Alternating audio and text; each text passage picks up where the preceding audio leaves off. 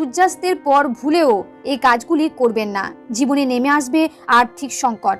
বাস্তুমতে এমন অনেক কাজ রয়েছে যেগুলি সূর্য ডোবার পর একেবারেই করা উচিত নয়। সূর্যোদয় ও সূর্যাস্ত মানে দিন ও রাতের সংযোগস্থল, তাই শাস্ত্রে এই সময়টিকে অত্যন্ত গুরুত্বপূর্ণ বলে মনে করা হয়। তাই সূর্যাস্তের পরে এমন অনেক কাজ আছে যেগুলি কখনোই করবেন না। এতে আপনার পরিবারে যেমন সুখ সমৃদ্ধি থাকবে না, তেমন আর্থিক উন্নতি করতে পারবেন না। এবার জেনে নিন সূর্যাস্তের পর কোন কাজগুলি করবেন না।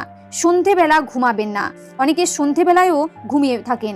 শাস্ত্রমতে সন্ধেবেলা ঘুমাতে নেই, কারণ এর ফলে তাদের বয়স কমে। পাশাপাশি বাড়িতে নেতিবাচক শক্তির প্রসার ঘটে। আবার ধর্মীয় দৃষ্টিতে মনে করা হয় সন্ধেবেলা লক্ষ্মীর আগমন ঘটে। এ সময় পরিবারের সদস্যদের ঘুমাতে দেখলে দেবী রুষ্ট হয়ে চলে যান।